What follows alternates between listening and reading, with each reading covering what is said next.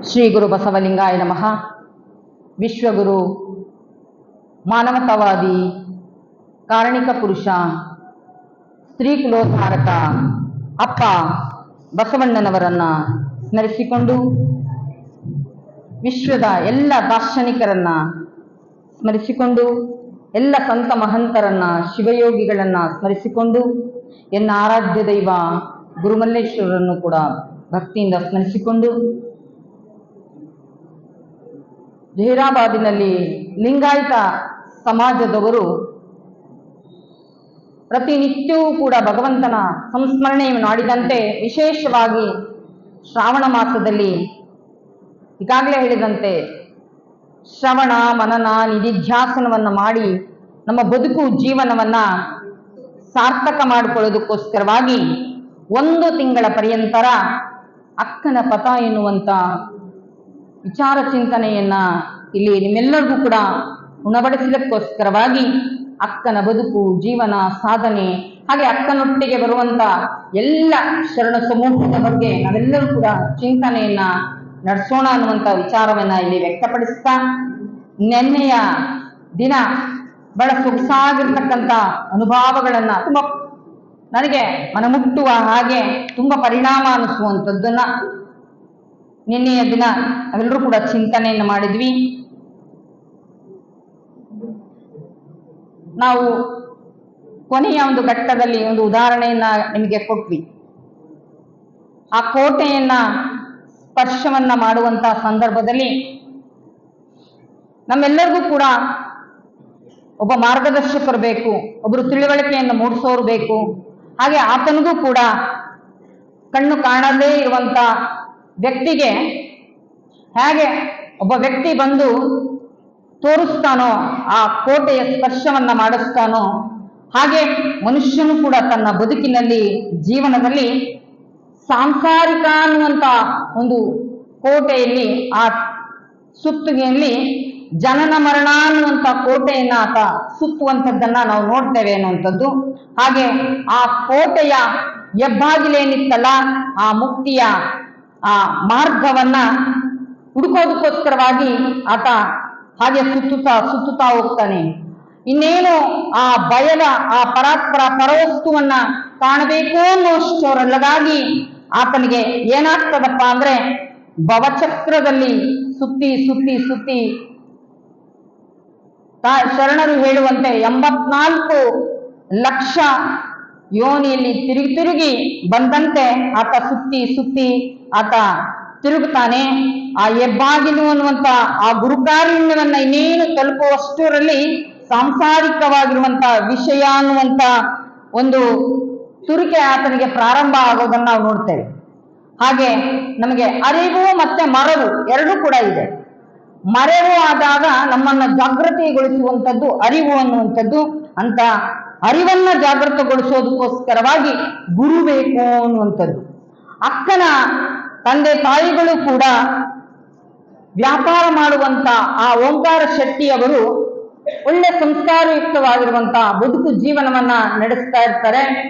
ಅವರು ವ್ಯಾಪಾರಕ್ಕೋಸ್ಕರವಾಗಿ ಅಲ್ಲಿ ಬಂದಂತ ಸಂದರ್ಭದಲ್ಲಿ ಅವರಿಗೆ ಬದುಕಿನಲ್ಲಿ, ಜೀವನದಲ್ಲಿ ಬದುಕೋದಕ್ಕೋಸ್ಕರವಾಗಿ ಯಾವ ಕೊರತೆಯೂ ಕೂಡ ಇರೋದಿಲ್ಲ ಅನ್ನುವಂಥದ್ದು. ಮನುಷ್ಯನಿಗೆ ಯಾವ ಕೊರತೆ ಇಲ್ಲ ಅಂದ್ರೂ ಕೂಡ ಏನಿಲ್ಲ ಒಂದೆಲ್ಲ ಒಂದು ಕೊರತೆ ಇರುವಂಥದ್ದು ಇರೋದೆ. ಹಾಗೆ ಅವರು ಸಾಂಸಾರಿಕವಾಗಿರ್ತಕ್ಕಂಥ ಜೀವನವನ್ನ ನಡೆಸ್ತಾ ಇರ್ತಾರೆ. ಆ ಸಾಂಸಾರಿಕವಾಗಿರುವಂತ ಜೀವನವನ್ನ ನಡೆಸ್ತಾ ಇರುವಂತ ಆ ತಂದೆ ತಾಯಿಗಳಿಗೆ ಒಂದು ಕೊರತೆ ಇರುತ್ತದೆ. ತುಂಬಾ ವರ್ಷ ಆದ್ಮೇಲೆ ಯಾವ್ದಾದ್ರು ದಂಪತಿಗಳಿಗೆ ಮದುವೆ ಆದ ತಕ್ಷಣನೇ 1 ತಿಂಗಳು, 1 ವರ್ಷನೋ 2 ವರ್ಷನೋ ಆದ ತಕ್ಷಣನೇ ಎಲ್ಲರೂ ಕೇಳುವಂಥದ್ದು ಸಹಜವಾಗಿ ಏನು ವಿಶೇಷ ಏನು ವಿಶೇಷ ಅಂತೆ. ಹಾಗೆ ಅವರ ಬದುಕಿನಲ್ಲೂ ಅವರ ಜೀವನದಲ್ಲೂ ಹಲವಾರು ರೀತಿಯಾಗಿರ್ತಕ್ಕಂಥ ವಿಚಾರ ಚಿಂತನೆಗಳು ನಡೀತದೆ. ಲೌಕಿಕವಾಗಿರ್ತಕ್ಕಂಥ ಜನರ ಮಧ್ಯೆ ಬದುಕನ್ನ ನಡೆಸ್ತಾ ಇರ್ತಕ್ಕಂಥ ಆ ಸಾತ್ವಿಕವಾಗಿರ್ತಕ್ಕಂಥ ದಂಪತಿಗಳಿಗೆ ಹಲವಾರು ರೀತಿಯಾಗಿರ್ತಕ್ಕಂಥ ಪ್ರಶ್ನೆಗಳನ್ನ ಕೇಳುವಂಥದ್ದನ್ನ ನಾವು ನೋಡ್ತೇವೆ ಅನ್ನುವಂಥದ್ದು. ಹಾಗೆ ಅವರಿಗೆ ಒಂದೇ ಒಂದು ಆಸೆ, ಎಲ್ಲರಿಗೂ ಕೂಡ ಮಕ್ಕಳಿಂದಂತ ತಾಯಂದರಿಗೆ ಒಂದೇ ಒಂದು ಮಕ್ಕಳಾದ್ರೆ ಸಾಕು ಅಂತ. ಇನ್ನು ಕೆಲವರಿಗೆ ಮಕ್ಕಳ ಹೆಣ್ಣಾದ್ರೆ ಗಂಡಾಗಬೇಕು ಅನ್ನುವಂತ ಆಸೆ. ಹೀಗೆ ಹಲವು ಆಸೆಗಳನ್ನ ಹೊತ್ತು ಮನುಷ್ಯ ಬದುಕನ್ನ ನಡೆಸ್ತಾನೆ. ಅವ್ರಿಗೂ ಕೂಡ ಹಲವಾರು ರೀತಿಯಾಗಿರ್ತಕ್ಕಂಥ ಯೋಚನೆ, ಚಿಂತನೆ. ಅವರಿಗೆ ಸಾಂಸಾರಿಕ ಜೀವನದಲ್ಲಿ ಯಾವುದೋ ರೀತಿಯಾಗಿರ್ತಕ್ಕಂಥ ಕೊರತೆ ಇರಲಾರದವ್ರಿಗೂ ಕೂಡ ಒಂದು ಕೊರತೆ ಅಂದ್ರೆ ಮಕ್ಕಳು ಬೇಕು ಅನ್ನುವಂಥದ್ದು. ಎಷ್ಟೋ ಜನ ಮಕ್ಕಳಾಗಲಿಲ್ಲ ಅಂತ ಹೇಳಿ ಹಲವಾರು ರೀತಿಯಾಗಿರ್ತಕ್ಕಂಥ ಮೂಢನಂಬಿಕೆ, ಕಂದಾಚಾರಕ್ಕೆ ಒಳಗಾಗಿರ್ತಕ್ಕಂಥದ್ದನ್ನ ನಾವೆಲ್ಲರೂ ಕೂಡ ನೋಡ್ತೇವೆ ಅನ್ನುವಂಥದ್ದು. ಹೇಗೆ ಒಂದು ಊರಿನಲ್ಲಿ ಒಬ್ಬ ತಾಯಿ ಮಕ್ಕಳಿರೋದಿಲ್ಲ. ಆ ತಾಯಿ ಏನ್ ಮಾಡ್ತಾಳೆ ಅಂದ್ರೆ ಒಂದು ದೇವರಿಗೆ ಹರಕೆಯನ್ನ ಕಟ್ಕೊಳ್ತಾಳೆ. ಏನಂತ ಹರಕೆಯನ್ನು ಕಟ್ಕೊಳ್ತಾಳೆ ಆ ತಾಯಿ ಅಂದ್ರೆ, ನನ್ಗೆ ಮಕ್ಕಳಾದ್ರೆ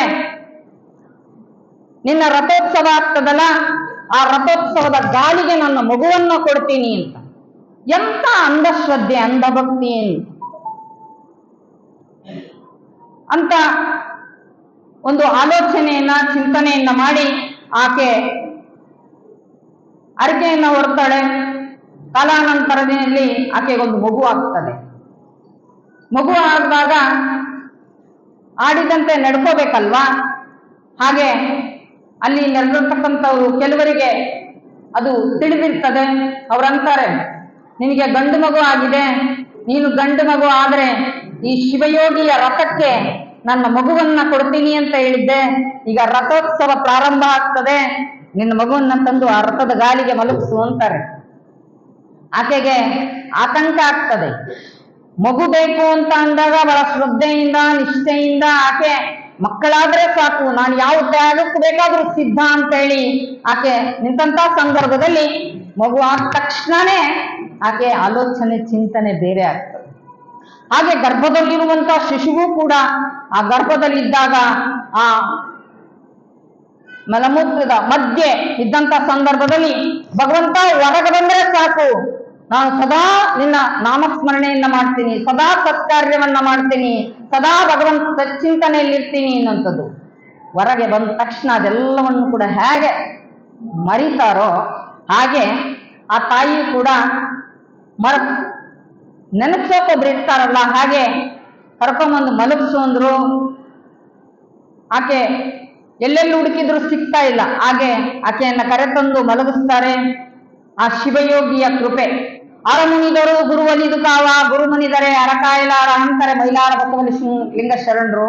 ಹಾಗೆ ಆ ಶಿವಯೋಗಿಯ ಕೃಪೆ ಆಶೀರ್ವಾದದಿಂದ ಮಗುವನ್ನ ಹುಟ್ಟಿತ್ತಲ್ಲ, ಆ ಮಗುವು ಮಲಗಿಸಿದಾಗ ಆ ಮಗುವನ್ನೇ ದಾಟಿಕೊಂಡು ಚಕ್ರ ಎತ್ತಿ ಆ ಕಡೆ ಹೋದಂತ ಸಂದರ್ಭದಲ್ಲಿ ಅಲ್ಲಿರೋರೆಲ್ಲರೂ ಕೂಡ ಹೇಳ್ತಾರೆ, ಆ ಗುರುವಿನ ಕೃಪೆ, ಗುರುವಿನ ಆಶೀರ್ವಾದ ಆಯ್ತು ಅಂದ್ರೆ ಏನೆಲ್ಲ ಅಸಾಧ್ಯವಾದದ್ದು ಕೂಡ ಸಾಧ್ಯ ಆಗ್ತದೆ ಎನ್ನುವಂತ ಮಾತನ್ನ ಹೇಳುವುದನ್ನ ನಾವು ಕೇಳ್ತೇವೆ ಅನ್ನೋದು.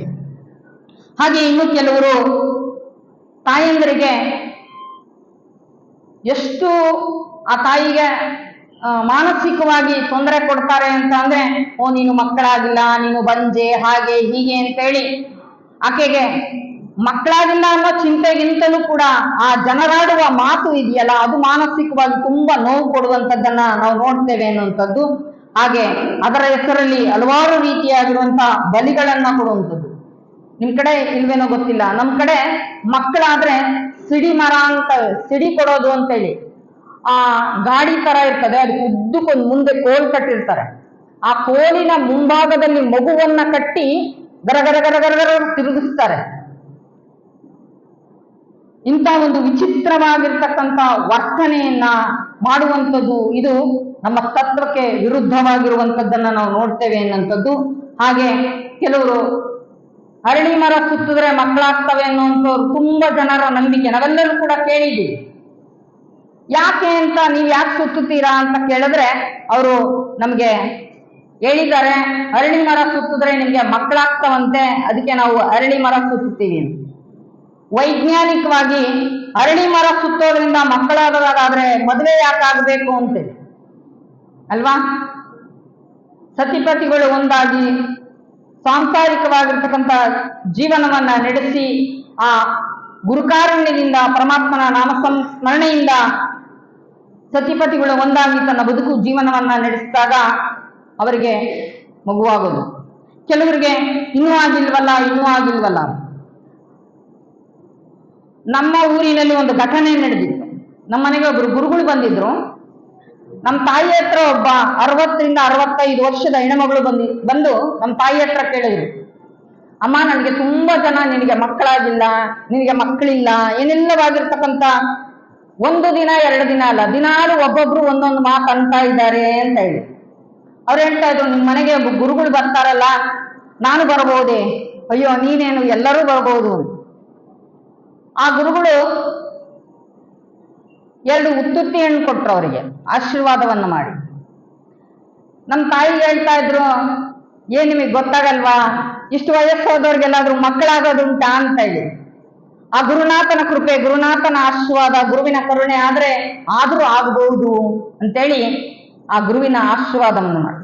ಅವರು ಗುರುಕಾಣಿಕೆಯಾಗಿ ಏನನ್ನ ಕೇಳಿದ್ರಪ್ಪ ಅಂತಂದ್ರೆ, ನಿನ್ನ ಪತಿ ನೀನು ಇಬ್ರು ಕೂಡ ಈ ಉತ್ತುತ್ತಿ ಹಣ್ಣನ್ನ ತಿನ್ಬಿಟ್ಟು, ಕಾರಿಕ ಅಂತಿರಲ್ಲ, ಅದನ್ನ ತಿನ್ಬಿಟ್ಟು ಅವೆರಡು ಬೀಜಗಳನ್ನ ನಿಮ್ಮ ಮಕ್ಕಳಾದ್ಮೇಲೆ ನೀವು ತಂದು ಗುರುಕಾಣಿಕೆಯಾಗಿ ಗುರುಮಠಕ್ಕೆ ಕೊಡಬೇಕು ಅಂದ್ರು.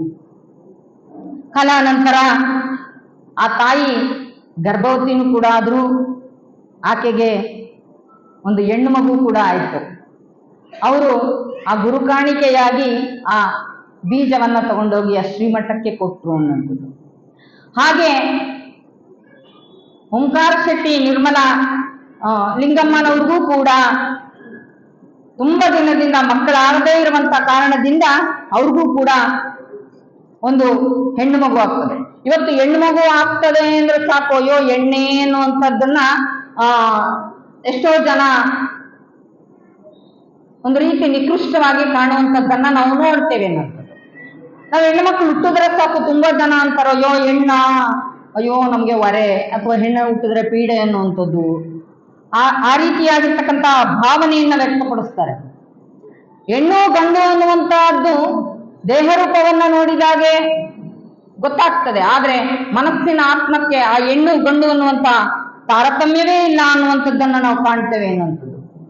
ಹಾಗೆ ಹೆಣ್ಣನ್ನ ಒಂದು ಶೋಷಣೆ ವಸ್ತುವಾಗಿ ನೋಡುವಂಥದ್ದು ಇರ್ಬೋದು, ಹೆಣ್ಣನ್ನ ಒಂದು 4 ಗೋಡೆಗಳ ಮಧ್ಯದಲ್ಲೇ ಇರಬೇಕು ಅನ್ನುವಂಥ ದೃಷ್ಟಿಯಿಂದ ನೋಡುವಂಥದ್ದಿರ್ಬೋದು, ಹೆಣ್ಣನ್ನ ಮಕ್ಕಳನ್ನ ನಡೆಯುವ ಯಂತ್ರ ಅಂತೇಳಿ ನೋಡುವಂಥದ್ದನ್ನ ನಾವೆಲ್ಲ ಕಾಣ್ತೇವೆ ಅನ್ನುವಂಥದ್ದು.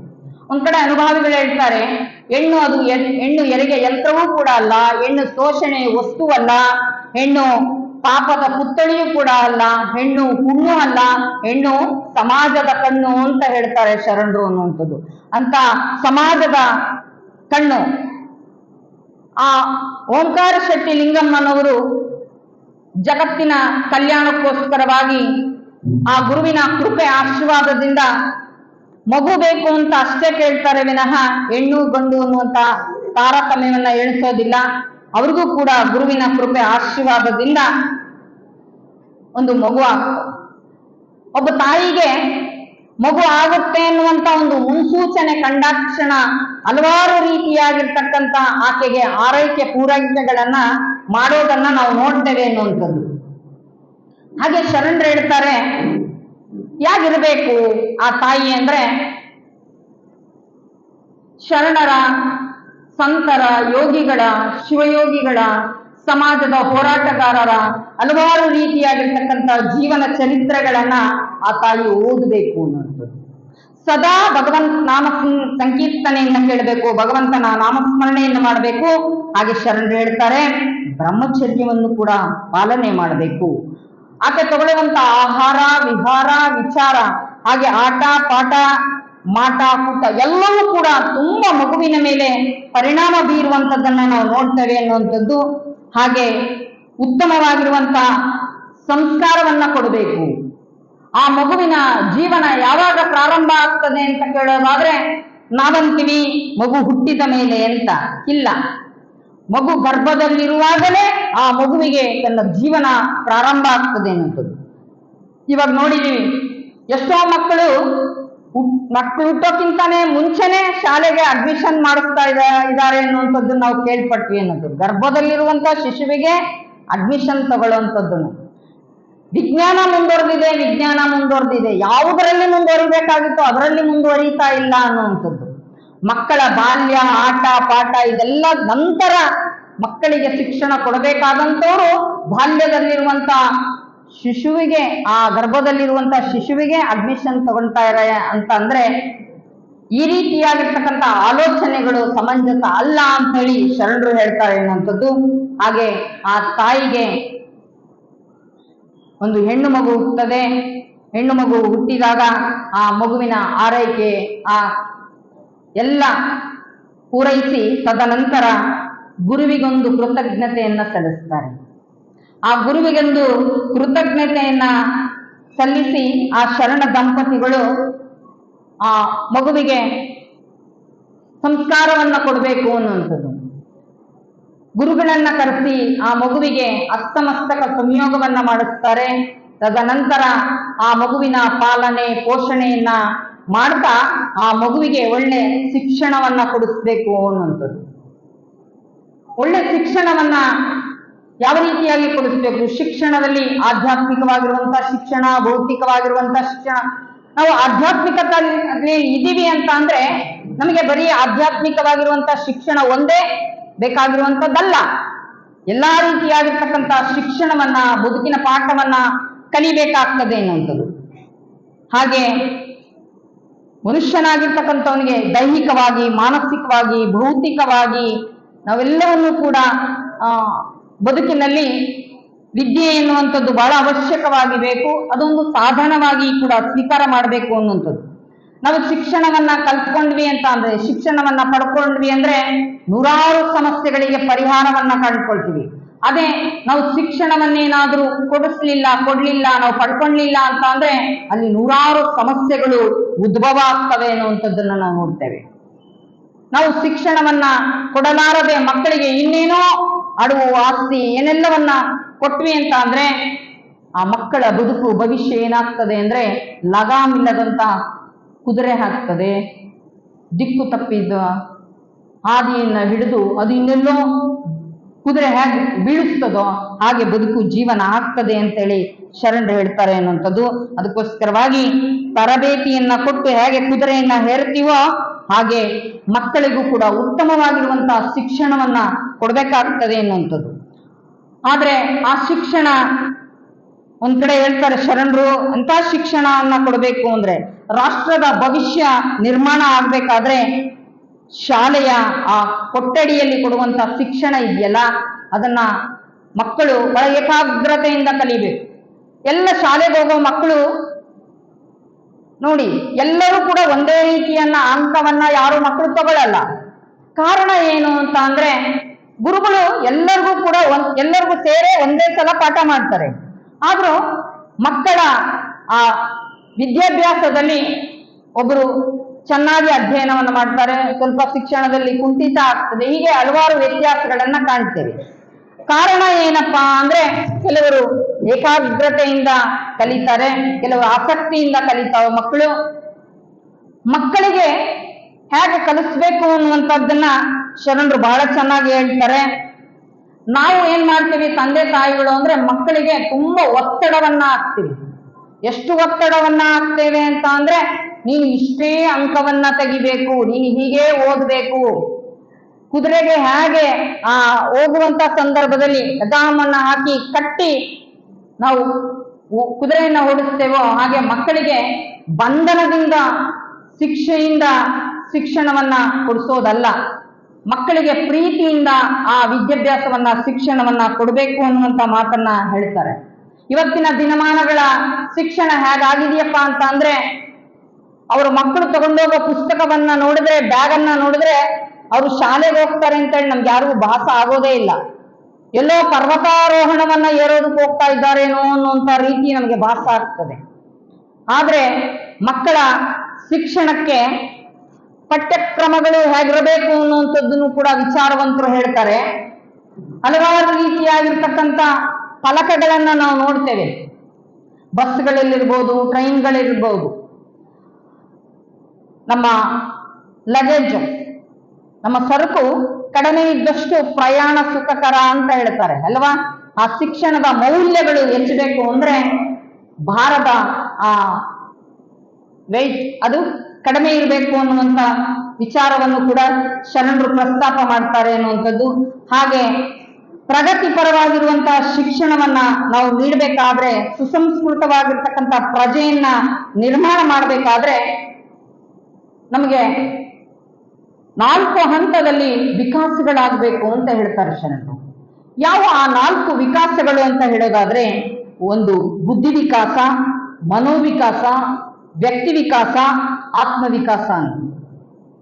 ಹಾಗಾದ್ರೆ ಬುದ್ಧಿ ವಿಕಾಸವನ್ನ ಆ ಚಿಂತಕರು ಹೇಳ್ತಾರೆ 5 ವರ್ಷದವರೆಗೆ ಆ ಬುದ್ಧಿ ವಿಕಾಸ ಆಗುವಂಥದ್ದು. ಹಾಗೆ ಮನೋಬಲವನ್ನ ಯಾವ ಹಂತದಲ್ಲಿ ಅಂದ್ರೆ 5 ರಿಂದ 10 ವರ್ಷದವರೆಗೆ ಮನೋವಿಕಾಸ ಆಗ್ತದೆ ಅಂತ ಹೇಳ್ತಾರೆ.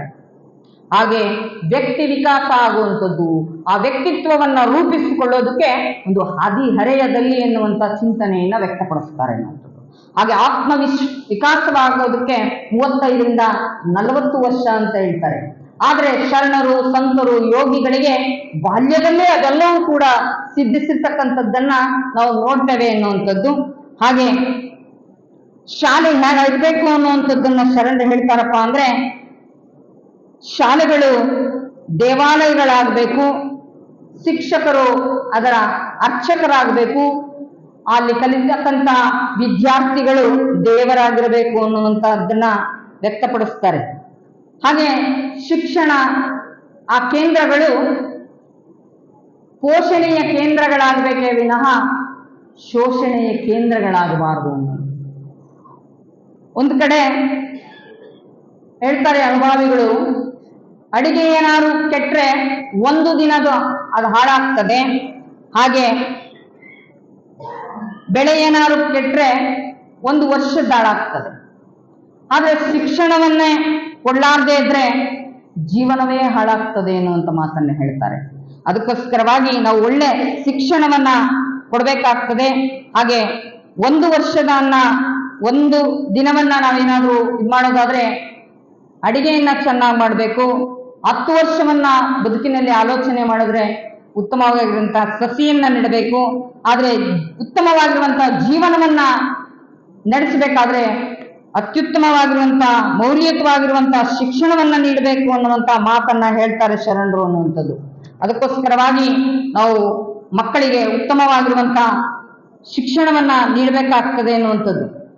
ಹೀಗೆ ಒಬ್ಬ ವ್ಯಕ್ತಿ ಎಷ್ಟು ಚೆನ್ನಾಗಿ ಶಿಕ್ಷಣವನ್ನ ಕಾಯ ವಾಚ ಮನಸ್ಸ ಶಿಕ್ಷಣವನ್ನ ನೀಡ್ತಾರೆ ಅಂದ್ರೆ, ತನ್ನ ಪ್ರಾಮಾಣಿಕವಾಗಿ ಒಂದು ದಿನ ಹೀಗೆ ಪಾಠ ಮಾಡ್ತಾ ಇರ್ತಾರೆ. ಪಾಠ ಮಾಡುವಂತ ಸಮಯದಲ್ಲಿ ಸಮಯಕ್ಕೆ ಸರಿಯಾಗಿ ಬಂದು ನಿಂತುಕೊಂಡು ಪಾಠ ಮಾಡ್ತಾ ಇರ್ತಾರೆ. ಆ ಪಾಠ ಮಾಡುವಂತ ಸಂದರ್ಭದಲ್ಲಿ ಅವರಿಗೆ ಸ್ವಲ್ಪ ಅನಾರೋಗ್ಯ ಆಗಿರ್ತದೆ. ಆವಾಗ ಅವರು ನನ್ನ ಅನಾರೋಗ್ಯದಿಂದ ನನ್ನ ವಿದ್ಯಾರ್ಥಿಗಳಿಗೆ ಯಾವುದೇ ರೀತಿಯಾಗಿರುವಂತ ತೊಂದರೆ ಆಗಬಾರ್ದು, ಕಷ್ಟ ಆಗಬಾರ್ದು ಅಂತೇಳಿ ಗುರುಗಳು ತನ್ನ ಆರೋಗ್ಯವನ್ನು ಕೂಡ ಲೆಕ್ಕಿಸದೆ ಅವರು ಪಾಠ ಮಾಡೋದಕ್ಕೆ ಪ್ರಾರಂಭ ಮಾಡ್ತಾರೆ. ಅವ್ರಿಗೆ ಆರೋಗ್ಯದಲ್ಲಿ ಏನು ವ್ಯತ್ಯಾಸ ಆಗಿತ್ತಪ್ಪ ಅಂತ ಅಂದ್ರೆ, ಮೂಗಿನಿಂದ ರಕ್ತ ಸೋರ್ತಾ ಇತ್ತು. ಅವರು ಪಾಠ ಮಾಡೋದು ನಿಲ್ಲಿಸ್ಲಿಲ್ಲ. ಮಕ್ಕಳಿಗೆ ಆತಂಕ, ಗುರುಗಳು ಮೂಗಲ್ಲಿ ರಕ್ತ ಸೋರ್ತಾ ಇದೆ ಆದ್ರೂ ಪಾಠ ಮಾಡ್ತಾ ಇದ್ದಾರೆ, ಈಗ ಮುಗಿಸ್ತಾರೆ, ಇನ್ನೇನು 5 ನಿಮಿಷ ಮುಗಿಸ್ತಾರೆ, 10 ನಿಮಿಷದಲ್ಲಿ ಮುಗಿಸ್ತಾರೆ, 1/4 ಗಂಟೆಯಲ್ಲಿ ಮುಗಿಸ್ತಾರೆ ಅಂತ ಹೀಗೆ ಮಕ್ಕಳು ನೋಡ್ತಾ ಇರುವಾಗ ಕರೆಕ್ಟಾಗಿ ಶಾಲೆಯ ಗಂಟೆ 45 ನಿಮಿಷಕ್ಕೆ ಹೇಗೆ ಹೊಡಿತದೋ ಸಮಯಕ್ಕೆ ಸರಿಯಾಗಿ ಗುರುಗಳು ಆ ಪಾಠವನ್ನ ಮುಗಿಸ್ತಾರೆ. ಅವಾಗ ಗುರುಗಳು ಮಕ್ಕಳ ಹತ್ರ ಕ್ಷಮೆಯನ್ನ ಕೇಳ್ತಾರೆ. ಮಕ್ಕಳ, ನನ್ನ ಈ ರಕ್ತಸ್ರಾವದಿಂದ ನಿಮ್ಮ ಏಕಾಗ್ರತೆಗೆ ತೊಂದರೆ ಆಯಿತು, ನನ್ನನ್ನ ಕ್ಷಮಿಸಿ ಅಂತೇಳಿ. ಎಂಥ ಗುರುವಿನಲ್ಲಿ ಆ ಸಮಚಿತ್ತ ಭಾವ ಅನ್ನುವಂಥದ್ದು, ಎಂಥ ಸಮರ್ಪಣೆ ಭಾವ ಅನ್ನುವಂಥದ್ದು, ಎಂಥ ಕೃತಜ್ಞತೆ ಭಾವ ಅನ್ನುವಂಥದ್ದು.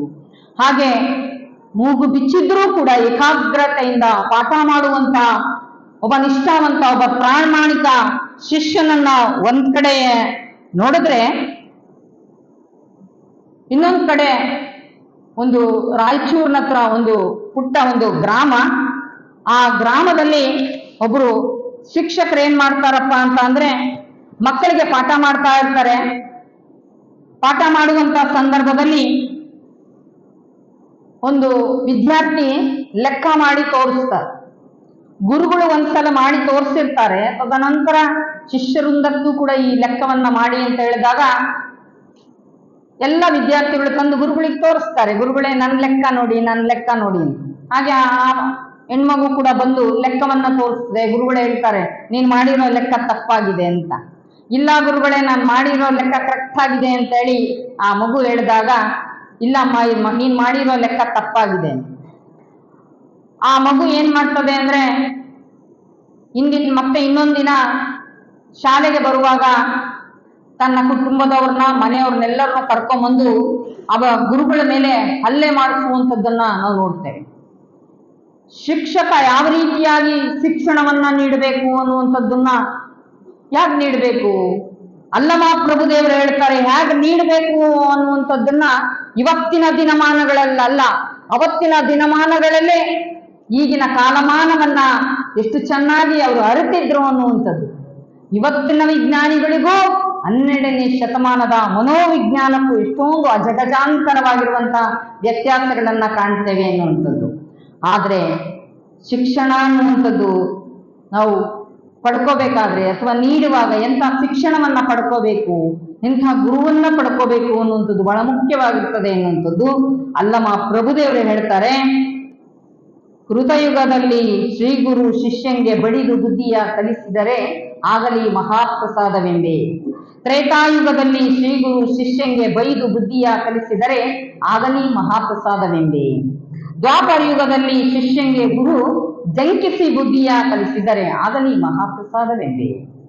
ಕಲಿಯುಗದಲ್ಲಿ ಶ್ರೀ ಗುರು ಶಿಷ್ಯಂಗೆ ವಂದಿಸಿ ಬುದ್ಧಿಯ ಕಲಿಸಿದರೆ ಆಗಲಿ ಮಹಾಪ್ರಸಾದವೆಂಬೆ. ಹಿಂದೆಲ್ಲ ಯಾವ ರೀತಿಯಾಗಿತ್ತು ಅನ್ನುವಂಥದ್ದನ್ನ ಶಿಕ್ಷಣದ ವ್ಯವಸ್ಥೆಯನ್ನ ನಾವು ನೋಡಿದ್ರೆ, ಹಿಂದೆ ಶಿಕ್ಷೆಯ ಶಿಕ್ಷಣ ಇತ್ತು ಅನ್ನುವಂಥದ್ದನ್ನ ನಾವು ಮನಗಾಣಬೇಕು. ಇಂಥ ಶಿಕ್ಷಣ, ಪರಿಣಾಮವಾಗಿರುವಂತಹ ಶಿಕ್ಷಣ. ನಾನು ಸಿದ್ಧಗಂಗಾ ಶ್ರೀಗಳ ಜೀವನ ಚರಿತ್ರೆಯನ್ನ ಹೇಳುವಾಗ ನಾನು ಆಗಾಗ ಅದನ್ನ ನೆನಪಿಸ್ಕೊಳ್ತಾ ಇರ್ತೇನೆ. ಅವರ ಬಾಲ್ಯದಲ್ಲಿಯೂ ಕೂಡ ತುಂಬಾ ಓದಬೇಕು, ಕಲಿಬೇಕು ಅಂತ ತುಂಬಾ ಹಸಿವು, ಆಸಕ್ತಿ. ಅವರ ತಂದೆ ತಾಯಿಗೆ 13 ಜನ ಮಕ್ಕಳು. 13 ಜನ ಮಕ್ಕಳಲ್ಲಿ ಕೊನೆಯವರೇ ಶ್ರೀಗಳು. ಕೃಷಿಕರಾಗಿರ್ತಾರೆ. ಅವರು ವಿದ್ಯಾಭ್ಯಾಸ ಮಾಡಬೇಕು ಅಂತೇಳಿ ಉತ್ಕಟವಾಗಿರುವಂತ ಹಂಬಲ. ಶಾಲೆಗೆ ಹೋಗ್ಬೇಕು, ತನ್ನ ದಿನನಿತ್ಯದ ತನ್ನ ಮನೆಯ ಎಲ್ಲ ಕಾಯಕವನ್ನ ಮುಗಿಸ್ಕೊಂಡು ಶಾಲೆಗೆ ಹೋಗ್ತಾರೆ. ಶಾಲೆಗೆ ಹೋಗುವಂತ ಸಂದರ್ಭ ಪ್ರಾರಂಭಿಕ ಹಂತದಲ್ಲಿ ಎಲ್ಲರನ್ನೂ ಕೂಡ ಮೊದಲು ಕೂಲಿ ಮಠ ಅಂತ ಕಳಿಸ್ತಾ ಇದ್ರು. ಅಲ್ಲಿ ಹೀಗೆ ದೇವಾಲಯಗಳಲ್ಲಿ ಖಾಲಿ ಇರುವಂತ ಜಾಗದಲ್ಲಿ ಎಲ್ಲ ಮಕ್ಕಳು ಬಂದು ಎಲ್ಲ ವಯಸ್ಸಿನವರು ಬಂದು ಕೂತ್ಕೊಳ್ತಾ ಇದ್ರು. ಅವರಿಗೆ ಎಲ್ಲಾ ರೀತಿಯಾಗಿರ್ತಕ್ಕಂಥ ಶಿಕ್ಷಣವನ್ನ ಕೊಡ್ತಾರೆ. ಅಕ್ಷರಾಭ್ಯಾಸದಿಂದ ಹಿಡಿದು ಬದುಕಿನ ಮೌಲ್ಯದವರೆಗೂ ಕೂಡ ಕೂಲಿ ಮಠದಲ್ಲಿ ಕಲಿಸ್ತಾ ಇದ್ರು ಅನ್ನೋದು. ಹೇಗೆ ಕಲಿಸ್ತಾ ಇದ್ರು? ಯಾರಾದ್ರೂ ಕಲಿತು ಒಪ್ಪಿಸ್ಲಿಲ್ಲ ಅಂದ್ರೆ ಹಲವಾರು ರೀತಿಯಾಗಿರ್ತಕ್ಕಂಥ ಶಿಕ್ಷೆಯನ್ನ ಕೊಡ್ತಾ ಇದ್ರು ಅನ್ನೋಂಥದ್ದು. ದೇವಾಲಯಗಳಲ್ಲಾದ್ರೆ ಆ ಗಂಟೆಯನ್ನ ಹಿಡ್ಕೊಂಡು ಜೋತ್ ಬಿಡಬೇಕಾಗಿತ್ತು. ಏನು ಹೇಳ್ಬೇಕಾಗಿತ್ತು ಆ ಪ್ರಶ್ನೋತ್ತರವನ್ನ ಹೇಳಿ ಮುಗಿಸೋವರೆಗೂ ಅಲ್ಲಿ ಗಂಟೆಗೆ ಜೋತ್ ಬಿದ್ದು ಹೇಳಿದ ಮೇಲೆ ಕೆಳಗೆ ಜಿಗಬೇಕು. ಹಾಗೆ ಕಿವಿ ಹಿಡಿದು ಬಗ್ಸೋದು, ಹಲವಾರು ರೀತಿಯಾಗಿರ್ತಕ್ಕಂಥ ಶಿಕ್ಷೆಯನ್ನ ಕೊಡ್ತಾ ಇದ್ರು. ಇವತ್ತೇನಾದ್ರೂ ಆ ರೀತಿಯಾಗಿರ್ತಕ್ಕಂಥ ಶಿಕ್ಷೆಯನ್ನ ಕೊಟ್ರೆ ತಂದೆ ತಾಯಿಗಳನ್ನ ಹೋಗ್ಬಿಟ್ಟು ಏನ್ ಮಾಡ್ತೀವಿ? ಅಲ್ಲೇ ಮಾಡಿ ಬರುವಂಥದ್ದು. ಆದ್ರೆ ಯಾವ ಗುರುವಿಗೂ ಕೂಡ ಶಿಷ್ಯನ ಮೇಲೆ ಯಾವುದೇ ರೀತಿ ಮಾತ್ಸರ್ಯ ಇರೋದಿಲ್ಲ, ಕೋಪ ಇರೋದಿಲ್ಲ ಅನ್ನುವಂಥದ್ದು. ಯಾವವರ ಮೇಲೆ ಅಂದ್ರೆ ಆ ಮಗು ಕಲೀಲಿ ಅಂತ ಹೇಳಿ ಆ ಮಗುವಿನ ಅಜ್ಞಾನದ ಬಗ್ಗೆ, ಆ ಮಗುವಿನ ಬುದ್ಧಿಮತ್ಯವನ್ನ ಹೆಚ್ಚಿಸೋ ಸಲುವಾಗಿ ಗುರುಗಳು ಆ ಮಗುವಿಗೆ ಕಲಿಸುವಂತ ಪಾಠವನ್ನ ನಾವು ನೋಡ್ತೇವೆ ಅನ್ನುವಂಥದ್ದು. ಅದಕ್ಕೋಸ್ಕರವಾಗಿ ನಾವು ಕಲಿತಂತ ವಿದ್ಯೆಯನ್ನ ದಾರಿ ಎರಿಬೇಕು ಅಂತ ಹೇಳ್ತಾರೆ ಶರಣರು. ನಾವು ಕಲಿತಂಥದ್ದನ್ನ ಹೇಗೆ ಮುಟ್ಟಿಸ್ಬೇಕು ಅನ್ನುವಂಥದ್ದಕ್ಕೆ ಶರಣರು ಹಲವಾರು ರೀತಿಯಾಗಿರ್ತಕ್ಕಂಥ ಉದಾಹರಣೆಗಳನ್ನ ನಮ್ಗೆ ಕೊಡೋದನ್ನ ನಾವು ನೋಡ್ತೇವೆ ಅನ್ನುವಂಥದ್ದು. ಹಾಗೆ ಜ್ಯೋತಿ ಮುಟ್ಟಿದ ಬತ್ತಿಯೆಲ್ಲ ಜ್ಯೋತಿ ಒಪ್ಪವಯ್ಯ, ಸಾಗರ ಮುಟ್ಟಿದ ನದಿಗಳೆಲ್ಲ ಸಾಗರ ಒಪ್ಪವಯ್ಯ, ಪ್ರಸಾದ ಮುಟ್ಟಿದ ಪದಾರ್ಥವೆಲ್ಲ ಪ್ರಸಾದೋಪವಯ್ಯ, ಸಕಳೇಶ್ವರ ದೇವ ನಿಮ್ಮ ಮುಟ್ಟಿದವರೆಲ್ಲ ನಿಮ್ಮಂತಪ್ಪರಯ್ಯ ಅಂತ. ಒಂದು ಜ್ಯೋತಿಯನ್ನ ನಾವು ಪ್ರಣತೆಯನ್ನ ತೆಗೆದುಕೊಂಡು ಇನ್ನೊಂದು ಜ್ಯೋತಿಯನ್ನ ಹೊತ್ತಿಸ್ತೇವೆ. ನೋಡಿ ಆ ಜ್ಯೋತಿ ತಾನು ಯಾವತ್ತೂ ಕೂಡ ತಾನು ಸುತ್ತಕೊಂಡು ತಾನು ಉರಿದು ತನ್ನ ಸುತ್ತ ಆ ಕತ್ತಲನ್ನು ಆವರಿಸಿದ್ರೂ ಕೂಡ ಬೆಳಕನ್ನು ನೀಡಬೇಕು ಅನ್ನುವಂಥದ್ದು. ನೋಡಿ ಆ ಜ್ಯೋತಿ ಕುಂಬಾರ ಮಾಡಿದಂತ ಪ್ರಣತೆ, ಒಕ್ಕಲಿಗ ಮಾಡಿದಂತ ಬತ್ತಿ, ಗಾಣಿಗ ಮಾಡಿದಂತ ಎಣ್ಣೆ, ಆ ಮೂರು ಸೇರಿ ಹಚ್ಚಿಸುವಂತ ಕೆಲಸ ಮಾಡಿದ್ರೆ ಆ ಕತ್ತಲನ್ನು ಓಡಿಸುವಂತ ಶಕ್ತಿ ಆ ಬೆಳಕಿಗಿರುವಂಥದ್ದು. ಅಂತ ಜ್ಞಾನದ ಅನುಭವದ ಜ್ಯೋತಿಯನ್ನ ಹಚ್ಚೋದಕ್ಕೆ ಶಿಕ್ಷಕ ಬೇಕಾಗ್ತದೆ. ಅಂತ ಜ್ಞಾನಿ ಅನುಭಾವಿಯಾಗಿರುವಂತ ಶಿಕ್ಷಕ ನಮ್ಮಲ್ಲಿ ಆ ಜ್ಞಾನವನ್ನ ಹೆಚ್ಚಿಸುವಂತ ಕೆಲಸವನ್ನ ಮಾಡ್ತಾರೆ. ಹಾಗೆ ಎಷ್ಟೋ ಜನ ತಮ್ಮಲ್ಲಿರುವಂತ ವಿದ್ಯೆಯನ್ನ ಕಲಿಸೋದಿಲ್ಲ. ಉದಾಹರಣೆಗೆ ನಾಟಿ ವೈದ್ಯ ಇರ್ಬೋದು. ನಾವು ಸುಮಾರು ಜನ ಯಾರನ್ನಾದ್ರೂ ಔಷಧಿಗಳನ್ನ ಹೇಳಿ ಅಂತ ಅಂದ್ರೆ ಅವ್ರು ಏನ್ ಹೇಳ್ತಾ ಇದ್ರಪ್ಪ ಅಂದ್ರೆ, ಔಷಧಿ ಬಗ್ಗೆ ಏನಾದ್ರೂ ಹೇಳ್ಬಿಟ್ರೆ ಅದ್ರ ಮಹತ್ವ ಹೋಗ್ತದೆ, ಅದಕ್ಕೆ ನಾವು ಯಾರು ಹೇಳೋದೇ ಇಲ್ಲ ಅಂತ ಹೇಳ್ತಾ ಇದ್ರು. ಅದಕ್ಕೋಸ್ಕರವಾಗಿ ಯಾರೂ ಕೂಡ ತಾನು ಕಲಿತಿರ್ತಕ್ಕಂಥ ವಿದ್ಯೆಯನ್ನ ತನ್ನಲ್ಲೇ ಹುದುಗಿ ತನ್ನಲ್ಲೇ ಅದು ಅಳಿದೋಗಕ್ಕೆ ಯಾರು ಬಿಡಬಾರದು, ಅದನ್ನ ಹಂಚಬೇಕು ಅನ್ನುವಂಥದ್ದು. ಭೌತಿಕವಾಗಿ ಏನೆಲ್ಲ ಹಂಚ್ತಾ ಹೋಗ್ತೀವಿ, ಅದು ಹೆಚ್ಚುತ್ತಾ ಹೋಗ್ಬೋದು ಅಥವಾ ಕಡಿಮೆ ಆಗ್ಬೋದು. ಆದ್ರೆ ಜ್ಞಾನ ಅನ್ನುವಂಥದ್ದು, ಅನುಭವ ಅನ್ನುವಂಥದ್ದು ಹಂಚಿದಷ್ಟು ಅದು ಹೆಚ್ಚುತ್ತಾ ಹೋಗ್ತದೆ ಅನ್ನುವಂಥದ್ದು. ಹಾಗೆ ಅಂತ ಹಂಚುವಿಕೆಗೆ, ಅಂತ ದಾಸೋಹ ಭಾವನೆಗೆ ನಾವೆಲ್ಲರೂ ಕೂಡ ಒಳಗಾಗಬೇಕು ಅನ್ನುವಂಥದ್ದನ್ನ ಶರಣರು ಬಹಳ ಸೊಗಸಾಗಿ ಹೇಳ್ತಾರೆ. ಶಿಕ್ಷಕ ಅಂತ ಅಂದ್ರೆ ಶಿಕ್ಷಕ ಆತ ಶಿವನ ಸ್ವರೂಪಿಯಾಗಿರುವಂಥದ್ದು, ಅಂದ್ರೆ ಕ್ಷಮಾಧಾನಿಯಾಗಿರ್ಬೇಕು ಅನ್ನುವಂಥದ್ದು, ಹಾಗೆ ಅಂದ್ರೆ ಕಾಯಕ ಯೋಗಿ ಆಗಿರ್ಬೇಕು ಅನ್ನುವಂಥದ್ದನ್ನ ಶರಣರು ಹೇಳ್ತಾರೆ ಅನ್ನುವಂಥದ್ದು. ಅಂತ ಶಿಕ್ಷಣದ ಮೌಲ್ಯವನ್ನ ತನ್ನ ಬದುಕಿನಲ್ಲಿ ನಮ್ಮ ಜೀವನದಲ್ಲಿ ಅಳವಡಿಸ್ಕೋಬೇಕು ಅನ್ನುವಂಥದ್ದು. ಎಷ್ಟೋ ಜನ ಮಕ್ಕಳವ್ರಿಗೆ ಶಿಕ್ಷಣವನ್ನ ಕೊಡಿಸುವುದರಲ್ಲಿ ತಾರತಮ್ಯ ಮಾಡುವಂಥದ್ದನ್ನ ನಾವು ನೋಡ್ತೇವೆ ಅನ್ನುವಂಥದ್ದು. ಹೇಗೆ ತಾರತಮ್ಯ ಮಾಡ್ತಾರಪ್ಪ ಅಂತಂದ್ರೆ, ನೀನು ನನ್ ಗಂಡ್ ಮಗ ಓದ್ಲಿ ಅಥವಾ ಹೆಣ್ಣು ಮಗಳು ಬೇಡ ಅನ್ನುವಂಥದ್ದನ್ನು ತುಂಬಾ ಜನರ ಮನೆಯಲ್ಲಿ ನಾವು ನೋಡಿದ್ದೀವಿ, ಕೇಳಿದ್ದೀವಿ ಅನ್ನೋಂಥದ್ದು. ನನಗೆ ಮುಂಜಾನೆ ಒಬ್ರು ನನಗೆ ಕರೆ ಮಾಡಿದ್ರು, ತಾಯಿ ನನ್ನನ್ನೇನಾದ್ರೂ ನಾನು ಓದಿಸಿದ್ರೆ ನಮ್ಮ ಜಿಲ್ಲೆಯ ಜಿಲ್ಲಾಧಿಕಾರಿ ಆಗ್ಬಿಡ್ತಿದ್ನೇನೋ, ಆದ್ರೆ ನನ್ನ ತಾಯಿ ನನಗೆ ಓದಿಸ್ಲಿಲ್ಲ. ನಮ್ಮ ಮನೆಯಲ್ಲಿ ನನ್ನ ಅಣ್ಣ ಮತ್ತೆ ನನ್ನ ತಮ್ಮ ಇದ್ರು, ಅವರಿಬ್ಬರನ್ನ ಬಹಳ ಚೆನ್ನಾಗಿ ಪ್ರೀತಿಯಿಂದ ನೋಡ್ತಾ ಇದ್ರು, ಅವರಿಬ್ಬರಿಗೂ ಶಿಕ್ಷಣವನ್ನ ಕೊಡಿಸಿದ್ರು. ಆದ್ರೆ ಎಲ್ಲೋ ಒಂದ್ ಕಡೆ ನಾನು ಹೆಣ್ಮಗಳು ಅಂತ ಹೇಳಿ ನನ್ನ ತಾಯಿ ನನ್ನನ್ನು ಓದಿಸ್ಲಿಲ್ಲ ಅನ್ನಂತ. ನಾವಿವತ್ತೇನಾಗಿದೆ ಅಂದ್ರೆ, ಹೆಣ್ಣು ಅಂದ್ರೆ 4 ಗೋಡೆಗಳ ಮಧ್ಯದಲ್ಲೇ ಇರಬೇಕು ಅಂತೇಳಿ 10 ಹಲವು ನಿಬಂಧನೆಗಳನ್ನ ಹಾಕಿ ಆ ತಾಯಿಯನ್ನ ನಾವು ಒಂದು ಚೌಕಟ್ಟಿನಲ್ಲೇ ಬದುಕಿಸ್ತೇವೆ. ಹಾಗೆ ಆಕೆಯನ್ನ ಕೀಳಿರಿಮೆಯಿಂದ ಕಾಣುವುದನ್ನ ನಾವು ನೋಡ್ತೇವೆ ಅನ್ನುವಂಥದ್ದು. ಹಾಗೆ ಹಲವಾರು ರೀತಿಯಾಗಿರ್ತಕ್ಕಂಥ ಸಮಸ್ಯೆಗಳಿಗೆ ನಾವು ಕಾರಣ ಅಂತ ಹೇಳಿ ಕ್ಷುಲ್ಲಕ ಕಾರಣಗಳನ್ನ ಕೊಟ್ಟು ನಮ್ಮನ್ನ ಹದಮಿಡೋದಕ್ಕೆ ಪ್ರಯತ್ನ ಪಟ್ಟಿರ್ತಕ್ಕಂಥದ್ದನ್ನು ಕೂಡ ನಾವು ನೋಡ್ತೇವೆ. ಹಾಗೆ ಹಲವಾರು ರೀತಿಯಾಗಿರ್ತಕ್ಕಂಥ ಧಾರ್ಮಿಕವಾಗಿರ್ತಕ್ಕಂಥ ಸಂದರ್ಭದಲ್ಲೂ ಕೂಡ ಹೆಣ್ಣನ್ನ ಯಾವುದೇ ರೀತಿಯಾಗಿ ಬೆಳೆಯೋದಕ್ಕೆ ಬಿಡಲಾರದಂತೆ ಒಂದು ಪರಿಸ್ಥಿತಿಯನ್ನು ಕೂಡ ಬಸವಪೂರ್ವ ಸಂದರ್ಭದಲ್ಲಿ ನಾವು ನೋಡಿರ್ತಕ್ಕಂಥದ್ದನ್ನ ಕೇಳಿರ್ತೀವಿ. ಹಾಗೆ ಅಲ್ಲಮ ಪ್ರಭುದೇವರು ಹೇಳ್ತಾರೆ, ಹೆಣ್ಣು ಯಾವತ್ತೂ ಕೂಡ ಆಕೆ ಮಾಯೆ ಎಲ್ಲ ಅನ್ನುವಂಥದ್ದನ್ನ ಬಹಳ ಸ್ಪಷ್ಟವಾಗಿ ತಿಳಿಸ್ಕೊಡ್ತಾರೆ. ಹೆಣ್ಣು ಮಾಯೆಯಲ್ಲ, ಹೊನ್ನು ಕೂಡ ಮಾಯೆಯಲ್ಲ, ಮಣ್ಣು ಕೂಡ ಮಾಯೆಯಲ್ಲ. ಹಾಗಾದ್ರೆ ಯಾವುದು ಮಾಯೆ? ಮನದ ಮುಂದಣ ಆಸೆ ಮಾಯೆ ಅಂತ ಹೇಳ್ತಾರೆ. ಎಷ್ಟು ಶ್ರೀಪರವಾಗಿರ್ತಕ್ಕಂಥ ಚಿಂತನೆ, ಆಲೋಚನೆ ಎನ್ನುವಂಥದ್ದು. ಹೆಣ್ಣು ಗಂಡು ಅನ್ನುವಂಥ ತಾರತಮ್ಯವನ್ನ ಮಾಡಲಾರದೆ ಒಂದ್ ಕಡೆ ಹೇಳ್ತಾರೆ ಜೇಡರ ದಾಸಿಮಿ, ಮೊಲೆ ಮುಡಿ ಬಂದರೆ ಹೆಣ್ಣೆಂಬರು, ಮೀಸೆ ಕಾಸೆ ಬಂದರೆ ಗಂಡೆಂಬರು, ನಡುವೆ ಸುಳಿವ ಆತ್ಮ ಹೆಣ್ಣು ಅಲ್ಲ ಗಂಡು ಅಲ್ಲ ಕಣ ರಮನತ ಅನ್ನುವಂಥದ್ದು. ಒಳಗಿರುವಂತ ಚಿಚ್ಚಕ್ತಿಯನ್ನ ನೋಡ್ಬೇಕೇ ವಿನಃ ಆ ದೇಹ ಭಾವವನ್ನ ನೋಡಬಾರದು ಅನ್ನುವಂಥದ್ದನ್ನ ಶರಣರು ಬಹಳ ಸ್ಪಷ್ಟವಾಗಿ ತಿಳಿಸಿರ್ತಕ್ಕಂಥದ್ದು ನಾವು ನೋಡ್ತೇವೆ. ಹಾಗೆ ಜೈನ ಧರ್ಮದಲ್ಲೂ ಕೂಡ ಹೆಣ್ಣು ಮೋಕ್ಷವನ್ನ ಪಡಿಬೇಕಾದ್ರೆ ಆಕೆ ಹೇಳ್ತಾರೆ, ನೀನು ಮೋಕ್ಷವನ್ನ ಪಡಿಬೇಕಾದ್ರೆ ನೀನು ಮತ್ತೆ ಗಂಡಾಗಿ ಹುಟ್ಟಿ ಬಂದು ನೀನು ಮೋಕ್ಷವನ್ನ ಪಡಿಬೇಕು ಅನ್ನುವಂತ ಮಾತನ್ನ ಹೇಳುವಂಥದ್ದನ್ನ ನಾವು ಕಾಣ್ತೇವೆ. ಇತಿಹಾಸದ ಒಂದು ಪುಟಗಳನ್ನ ತೆರೆದು ನೋಡಿದಾಗ ಹೆಣ್ಣನ್ನ ಯಾವ ರೀತಿಯಾಗಿರ್ತಕ್ಕಂಥ ಶೋಷಣೆ ವಸ್ತುವಾಗಿ ಬಳಕೆಯನ್ನು ಮಾಡಿದ್ರು ಅಂತ ಅಂದ್ರೆ ಕ್ಷುಲ್ಲಕ ಕಾರಣಕ್ಕೋಸ್ಕರವಾಗಿ ಎಂತೆಂಥ ಹಿಂಸೆಗಳನ್ನ ಮಾಡಿದ್ರು. ಸತಿ ಸಹಗಮನ ಪದ್ಧತಿಯೇ ಇರ್ಬೋದು. ಹಾಗೆ ನೀವು ಎಲ್ಲ ಕೇಳಿರ್ಬೋದು, ನಾವು ಸಾಮಾನ್ಯವಾಗಿ ಪೌರಾಣಿಕ ಕಥೆಗಳಿಗೆ ಹೆಚ್ಚು ಅಧ್ಯಯನನೂ ಕೂಡ ಮಾಡಲ್ಲ, ಅದನ್ನ ತುಂಬಾ ನಿರ್ಲಕ್ಷ್ಯೆಯನ್ನು ಮಾಡ್ತೇವೆ. ಯಾಕಂದ್ರೆ ರಾಮಾಯಣದಲ್ಲಿ ನೀವು ಕೇಳಿರ್ಬೋದು, ಯಾರೋ ಮಾತನ್ನ ಕೇಳಿ ರಾಮ ತನ್ನ ಪತಿವ್ರತೆಯಾಗಿರ್ತಕ್ಕಂಥ ಸೀತೆಯನ್ನ ಕಾಡಿಗಟ್ಟಿದ ಅನ್ನುವಂಥದ್ದನ್ನು ನೀವೆಲ್ಲರ ಕಥೆಯ ಮುಖಾಂತರವಾಗಿ ಕೇಳಿದ್ದೀರಾ. ಹೆಣ್ಣನ್ನ ಯಾವ ರೀತಿಯಾಗಿ ಶೋಷಣೆ ಮಾಡ್ತಾರೆ ಅನ್ನುವಂಥದ್ದಕ್ಕೆ ನಾವೆಲ್ಲರೂ ಕೂಡ ಚಿಂತನೆಯನ್ನು ಮಾಡಬೇಕು. ಹಾಗೆ ಧರ್ಮರಾಯ ಮಹಾಭಾರತದಲ್ಲಿ ದ್ರೌಪದಿಯನ್ನ ಜೂಜಿಗಿಟ್ಟ ಅನ್ನುವಂಥ ಕಥೆಯನ್ನ ಕೇಳ್ತೇವೆ.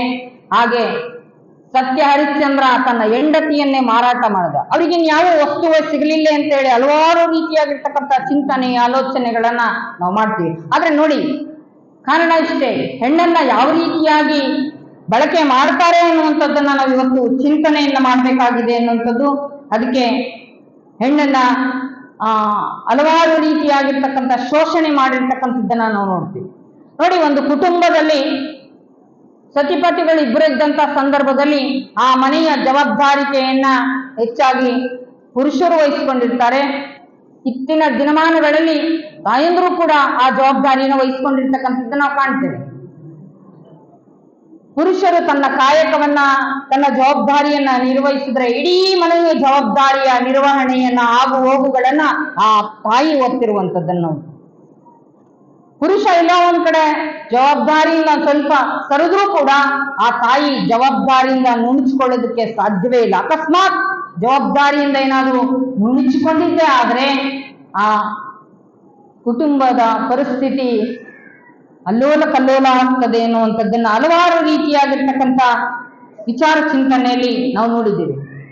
ಹೆಣ್ಣು ಎಷ್ಟೊಂದು ಜವಾಬ್ದಾರಿಗಳನ್ನು ಹೊತ್ತು, ಹೆಣ್ಣು ಒಬ್ಬಳೆ, ಆದ್ರೆ ತಾಯಿಯಾಗಿ, ತಂಗಿಯಾಗಿ, ಅಕ್ಕನಾಗಿ, ಸೊಸೆಯಾಗಿ, ಮಗಳಾಗಿ ಎಲ್ಲ ಜವಾಬ್ದಾರಿಯನ್ನು ಎಷ್ಟೊಂದು ನಿಷ್ಠೆಯಿಂದ, ಪ್ರಾಮಾಣಿಕತೆಯಿಂದ ತನ್ನ ಪಾಲಿನ ಕರ್ತವ್ಯವನ್ನ ಅಷ್ಟು ಚೆನ್ನಾಗಿ ನಿಭಾಯಿಸಿಕೊಂಡು ಹೋಗುವಂತ ಆ ಹೆಣ್ಣಿಗೆ 12ನೇ ಶತಮಾನದಲ್ಲಿ ಶರಣರು ಸರ್ವರಿಗೂ ಸಮಬಾಳು, ಸರ್ವರಿಗೂ ಸಮಪಾಲು ಎನ್ನುವಂತಹ ರೀತಿಯಲ್ಲಿ ಹೆಣ್ಣಿಗೂ ಕೂಡ ಅನುಭವ ಮಂಟಪದಲ್ಲಿ ಅವಕಾಶವನ್ನ ಕೊಟ್ಟಿದ್ರಲ್ಲ.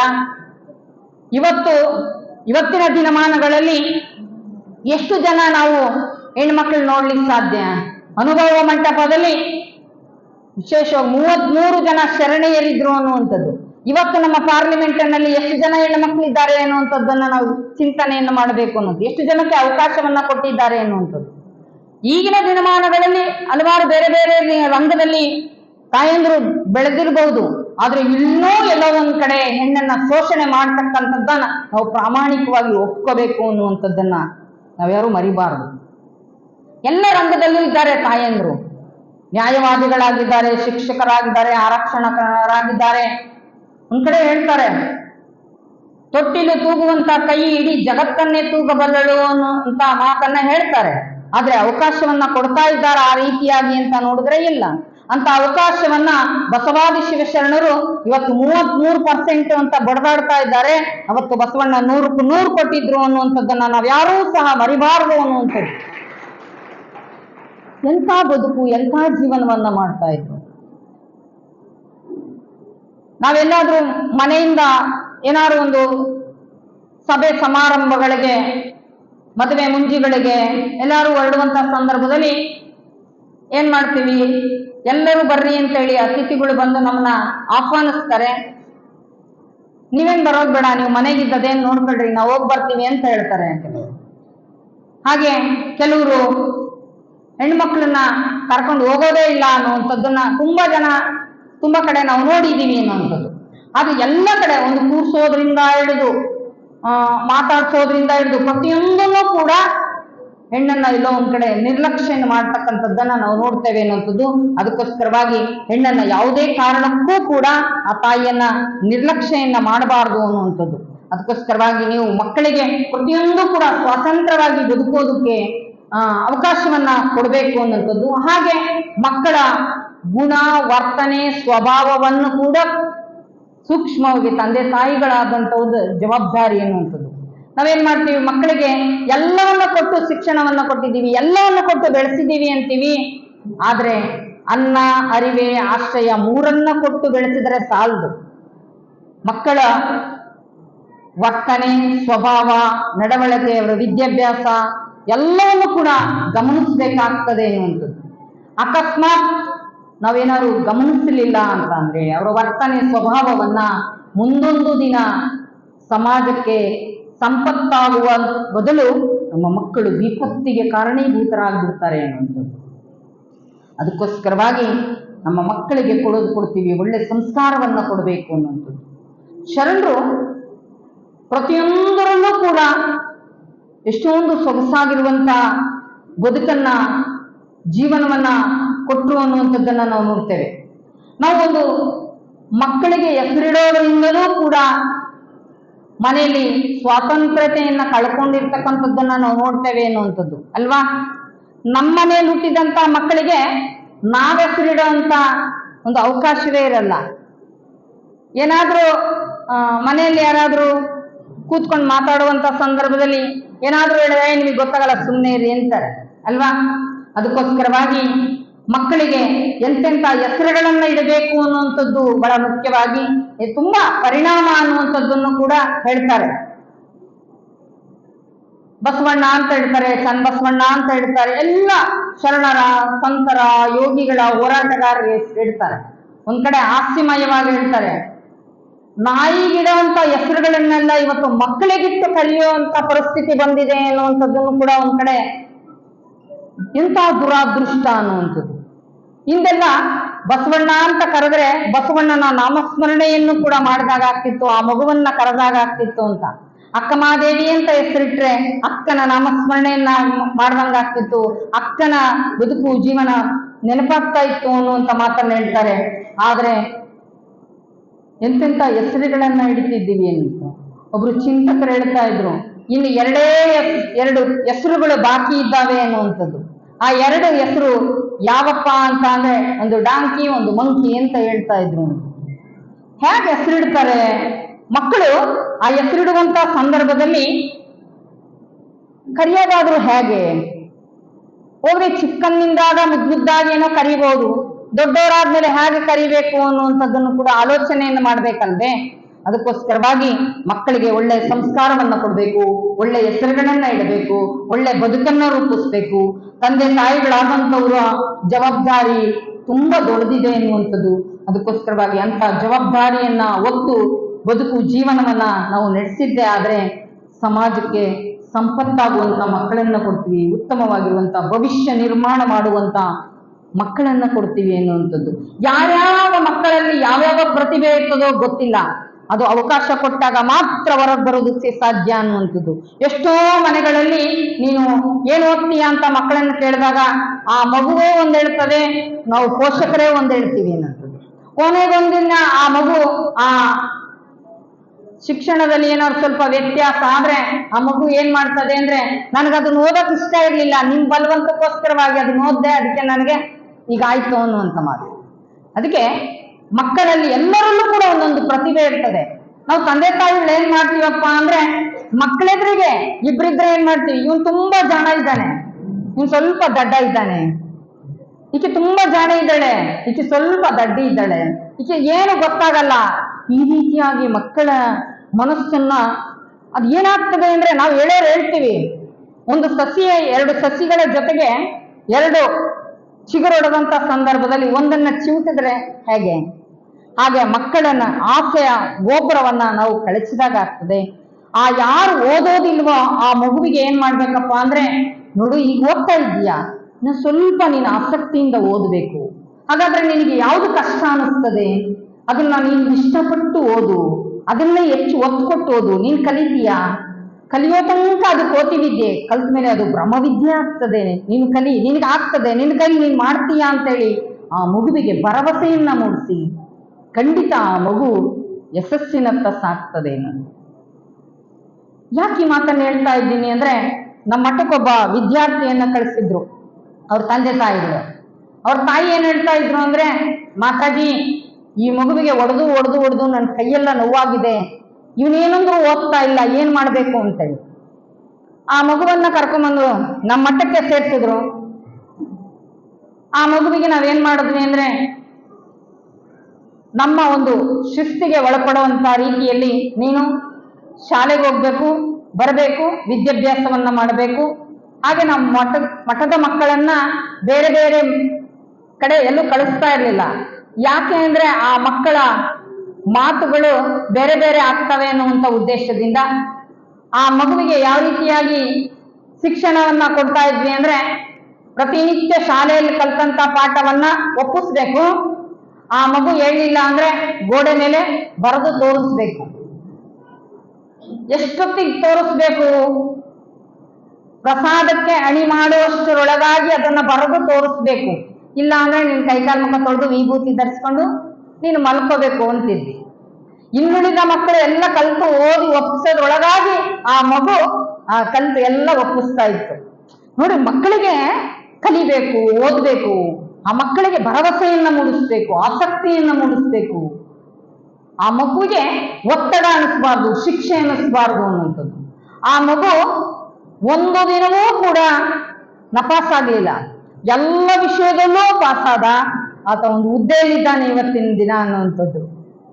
ಯಾಕೆ ಈ ಮಾತನ್ನು ಹೇಳ್ತೀನಿ ಅಂತಂದ್ರೆ, ನಾವು ಮಕ್ಕಳಿಗೆ ಎಲ್ಲಾ ರೀತಿಯಿಂದ ಸಲಕರಣೆಗಳನ್ನ, ವ್ಯವಸ್ಥೆಗಳನ್ನ ಒದಗಿಸ್ತೀವಿ ನಿಜ. ಆದ್ರೆ ನಮ್ಮ ಜೀವನದ ಬಗ್ಗೆ ಮಕ್ಕಳಿಗೆ ಬದುಕಿನ ಮೌಲ್ಯಗಳನ್ನ ಕಳಿಸ್ಬೇಕು. ನಾವು ಮಕ್ಕಳಿಗೆ ನಾವು ಪಡ್ತಾ ಇರುವಂತ ಕಷ್ಟ, ದುಃಖ, ನೋವು, ಸಮಸ್ಯೆ ಏನನ್ನೂ ಕೂಡ ಪರಿಚಯ ಮಾಡ್ಕೊಡೋದಿಲ್ಲ ತಂದೆ ತಾಯಿಗಳು. ಬಹಳ ದೊಡ್ಡ ತಪ್ಪು ಮಾಡ್ತೀವಿ. ಬೆಳೆದು ದೊಡ್ಡವರಾದ್ಮೇಲೆ ನಮ್ಮ ಮಕ್ಕಳು ಅದರ ಅನುಭವ ಇರೋದಿಲ್ಲ. ಕೇಳಿದಷ್ಟು ದುಡ್ಡು ಕೊಡ್ತೀವಿ, ಕೇಳಿದ್ದನ್ನೆಲ್ಲ ಕೊಡಿಸ್ತೀವಿ. ಹಾಗಾದ್ರೆ ಕೊಡಿಸ್ಬಾರ್ದೆ, ಕೊಡಿಸ್ಬೇಕು.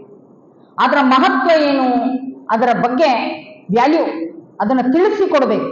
ನಾನು ಮೊನ್ನೆ ದಿನ ಹೇಳಿದ್ನಲ್ಲ, 10 ರೂಪಾಯಿ ಕೊಡಿ, ಅದರ 1 ರೂಪಾಯಿ ಮೌಲ್ಯದ ಪರಿಚಯವನ್ನು ಮಾಡ್ಕೊಟ್ಟು 10 ರೂಪಾಯಿಯನ್ನ ಕೊಡಬೇಕು ಅನ್ನೋದು.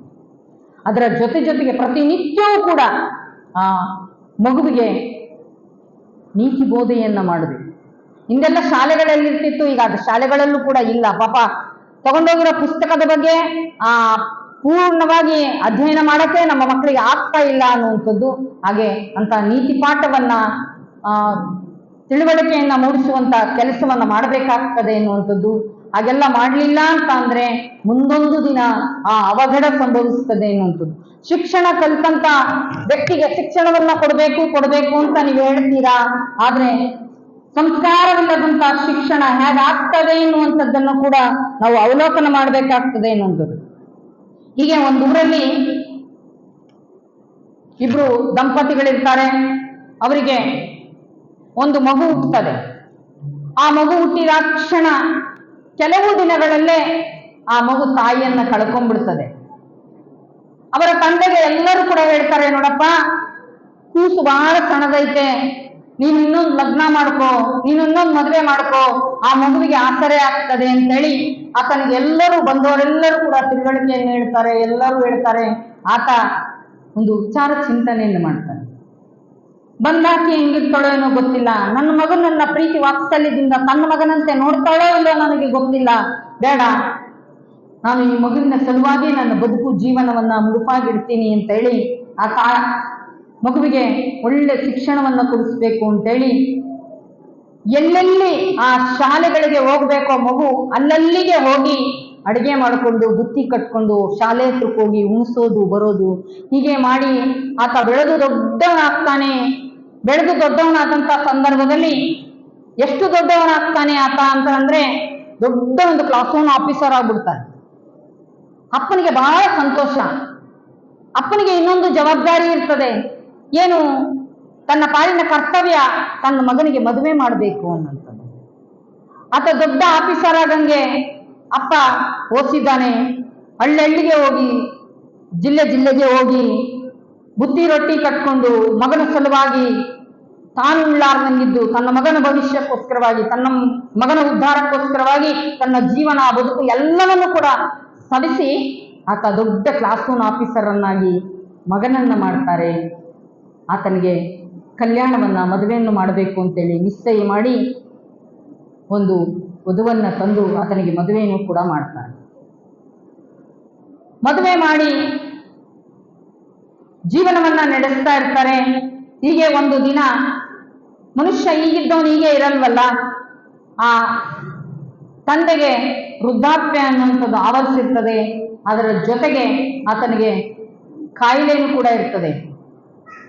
ಏನು ಇರ್ತದಪ್ಪ ಅಂದ್ರೆ ಅದು ಕೆಮ್ಮೋದು, ಉಗುಳೋದು ಮಾಡುವಂತ ಸಂದರ್ಭದಲ್ಲಿ ಸೊಸೆ ಒಂದು ದಿನ ಹೇಳ್ತಾಳೆ, ನಿನ್ನ ಮಗನ್ ನೋಡೋಕೆ ದೊಡ್ಡ ದೊಡ್ಡ ಆಫೀಸರ್ಗಳೆಲ್ಲ ಬರ್ತಾರೆ, ನೀನು ಈ ರೀತಿಯಾಗಿ ಬಾಗಿಲಲ್ಲಿ ಕುತ್ಕೊಂಡು ಉಗುಳೋದು, ಈ ಕೆಮ್ಮೋದು ಮಾಡಿದ್ರೆ ಅಸಹ್ಯ ಆಗ್ತದೆ, ನೀನು ಇಲ್ಲಿ ಕುತ್ಕೋಬೇಡ ಅಂತ ಹೇಳಿ. ಆಯ್ತು ತಾಯಿ ಅಂತ ಹೇಳಿ ಆ ತಂದೆ ಹೇಳಿ ಮರುದಿನ ಅವರಿಗೇ ಒಂದು ಕೊಠಡಿಯನ್ನ ಮಾಡಿ ಹಿತ್ತಲದಲ್ಲಿ ಕೂರಿಸ್ತಾರೆ. ಈ ಎಲ್ಲ ಒಂದು ದಿನ ಅಲ್ಲ, 2 ದಿನ ಅಲ್ಲ, ಹಲವಾರು ದಿನ ಈ ನೋವುಗಳನ್ನ, ಈ ಅಪಮಾನಗಳನ್ನೆಲ್ಲವನ್ನೂ ಕೂಡ ಸಹಿಸಿಕೊಂಡು, ಯಾರ ಸಲುವಾಗಿ? ತನ್ನ ಮಗನ ಸಲುವಾಗಿ. ತನ್ನ ಮಗ ದೊಡ್ಡ ಕ್ಲಾಸ್ ರೂಮ್ ಆಫೀಸರು ಅಂತೇಳಿ ಒಂದು ದಿನ ಮನಸ್ಸಿಗೆ ಬಹಳ ನೋವಾಗ್ತದೆ. ಆತ ನಾನು ಮನೆ ಬಿಟ್ಟು ಹೋಗ್ಬಿಡ್ಲೇ ಅಂತೇಳಿ. ಆಮೇಲೆ ಮತ್ತೊಂದು ದಿನ ಚಿಂತನೆಯನ್ನ ಮಾಡಿ, ಸರಿ ಇದು ಸರಿಯಲ್ಲ, ಹೋಗೇ ಬಿಡಬೇಕು, ಅಷ್ಟು ದೂರ ಹೋಗ್ಬೇಕು ಅನಿಸೋಷ್ಟ್ರೊಳಗಾಗಿ ನನ್ನ ಮಗ ದೊಡ್ಡ ಆಫೀಸರು, ನಿಮ್ಮ ಅಪ್ಪನ ನಿನ್ ಕೈ ನೋಡ್ಕೊಳಕ್ ಆಗೋದಿಲ್ವಾ ಅಂತ ಯಾರಾದ್ರೂ ನನ್ನ ಮಗನ್ನ 4 ಜನರ ಮಧ್ಯದಲ್ಲಿ ಕೇಳಿದ್ರೆ ನನ್ನ ಮಗನ ಮರ್ಯಾದೆ ಪ್ರಶ್ನೆ ಏನು ಅಂತ ಹೇಳಿ ನನ್ನ ತಂದೆ ಮತ್ತೆ ವಾಪಸ್ ಬರ್ತಾರೆ. ಆಗ ಅವರ ಸೊಸೆ ಹೇಳ್ತಾಳೆ, ಒಮ್ಮೆ ತಿರುಗಿ ಹೋದವರು ಮಾನುಳ್ಳ ಮನುಷ್ಯರಾದವರು ತಿರುಗಿ ಬರಬಾರದು ಅನ್ನುವಂತ ಮಾತನ್ನ ಹೇಳಿದಾಗ ಬಹಳ ಕೆಟ್ಟ ಅನಿಸ್ತದೆ, ಬಹಳ ನೋವನಿಸ್ತದೆ.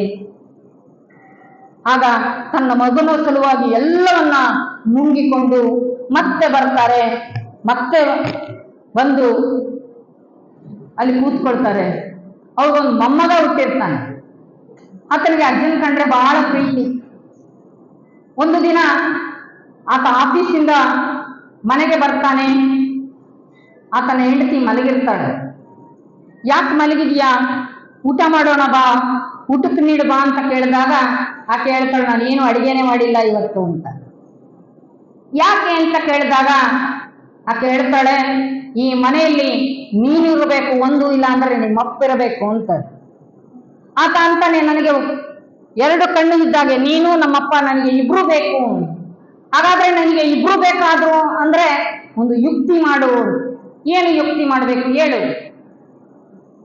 ನನಗೆ ಮಣ್ಣಿನ ಪರ್ಯಾಣಗಳು ಬೇಕು, ಮಣ್ಣಿನ ತಟ್ಟೆಗಳು ಬೇಕು ಅಂತ ಹೇಳಿ ಆ ತಾಯಿ ಹೇಳ್ತಾಳೆ. ಮಣ್ಣಿನ ತಟ್ಟೆ ಯಾಕೆ? ನಿನಗೆ ಚಿನ್ನದ ತಾಟುಗಳನ್ನ, ಬೆಳ್ಳಿ ತಾಟುಗಳನ್ನ ಕೇಳಿ ತಂದು ಕೊಡ್ತೀನಿ. ಮಣ್ಣಿನ ಪರ್ಯಾಣಗಳು ಯಾಕೆ ಬೇಕು ಅಂತ ಕೇಳಿದಾಗ ಆಕೆ ಹೇಳ್ತಾಳೆ, ನನಗೂ ಅಲ್ಲ ನಿನಗೂ ಅಲ್ಲ, ಅವು ಬೇಕಾಗಿರೋದು ನಿಮ್ಮ ತಂದೆಗೆ, ನಿಮ್ಮ ಅಪ್ಪನಿಗೆ ಅಂತ ಹೇಳ್ತಾಳೆ. ಸರಿ ಅಂತೇಳಿ ಅನಿವಾರ್ಯ ಅಲ್ವೇ, ತಂದು ಕೊಡ್ತಾನ. ತಂದು ಕೊಟ್ಟಾಗ ಆಕೆ ತನಗೆ ಬೇಕಾದ್ದು ಬೇಡವಾದ್ದು ಎಲ್ಲವನ್ನು ಕೊಡ್ತಾಳೆ. ಆತ ನೊಂದುಕೊಂಡು ದುಃಖ ಪಟ್ಕೊಂಡು ಬಂದಿದ್ದೆ ಪ್ರಸಾದ ಅಂದ್ಕೊಂಡು ಪ್ರಸಾದವನ್ನು ಮಾಡ್ತಾನೆ. ಇದೆಲ್ಲವನ್ನ ಸೂಕ್ಷ್ಮವಾಗಿ ಅವರ ಮೊಮ್ಮಗ ನೋಡ್ತಾ ಇದ್ದ. ಅವರ ಅಜ್ಜನ ಹತ್ರಕ್ಕೆ ಹೋದ್ರೆ ಅಲ್ಲಿ ಹೋಗ್ಬೇಡ ಬಾ ಅಂತ ತಾಯಿ ಕರೀತಾ ಇದ್ದು. ಹಾಗೆ ಆ ಮಗು ಏನ್ ಮಾಡ್ತಾ ಇತ್ತಪ್ಪ ಅಂದ್ರೆ ಅದೆಲ್ಲವನ್ನ ಅಜ್ಜ ಊಟ ಮಾಡಿದ ತಾಟುಗಳನ್ನೆಲ್ಲ ತೊಳೆತೋದು ಒಂದು ಕಡೆ ಏರಿಸ್ತಾ ಇತ್ತು ಸಾಲ್ಗೆ. ಅವ್ರ ಅಪ್ಪ ಅಮ್ಮ ಕೇಳ್ತಾರೆ, ಇವೆಲ್ಲ ಯಾಕೆ ತೊಳಿತಾ ಇದೀಯಾ? ತೊಳೆತೊಳ್ದು ಯಾಕೆ ಇಡ್ತಾ ಇದೀಯಾ? ನೀನು ಬಂಗಾರದ ತಾಟಲ್ಲಿ ಉಣ್ಣೋನು, ಬೆಳ್ಳಿ ತಾಟಲ್ಲಿ ಉಣ್ಬೇಕು, ಬೆಳ್ಳಿ ಚಮಚದಲ್ಲಿ ತಿನ್ನುವಂತವನು, ಅವನ್ಯಾಕೆ ತೊಳೆತೊಳ್ದು ಇಡ್ತೀಯ ದಡ್ಡ ಬಾಯಿಲಿ ಅಂತಾರೆ. ಅವನು ಹೇಳ್ತಾನೆ, ಇನ್ನು ನನಗೂ ಅಲ್ಲ, ಮುಂದೆ ನನಗೆ ಇಂಥ ದೊಡ್ಡ ಕ್ಲಾಸ್ ಒನ್ ಆಫೀಸರ್ ಆಗ್ತೀನಿ ಇಲ್ಲೋ ಅಂತ ನನಗೂ ಗೊತ್ತಿಲ್ಲ, ಮುಂದೆ ನಿನಗೆ ಬೇಕಲ್ಲ ಅದಕ್ಕೆ ಇರ್ತೀನಿ ಅಂತಾನೆ. ಆವಾಗ ಅವರಿಗೆ ಅರಿವಾಗ್ತದೆ, ಯದ್ಭವಂ ತದ್ಭವತಿ. ನಾನು ಏನಾದ್ರೂ ಈ ರೀತಿ ವರ್ತಿಸಿದ್ರೆ, ನಾನೇನಾದ್ರೂ ಈ ರೀತಿ ಮಾಡಿದ್ರೆ ನನ್ನ ಮಗ ಈ ರೀತಿ ಮಾಡ್ತಾನೆ ಅಂತೇಳಿ ತನ್ನ ಪಶ್ಚಾತ್ತಾಪದ ಅರಿವಾಗ್ತದೆ ಎನ್ನುವಂಥದ್ದು. ಅದಕ್ಕೆ ಮನುಷ್ಯ 1000 ವರ್ಷ ಬದುಕೋದಿಲ್ಲ, ಬದುಕಿದಷ್ಟು ದಿನ ಪ್ರೀತಿ ವಾತ್ಸಲ್ಯದಿಂದ ಬದುಕೋಣ.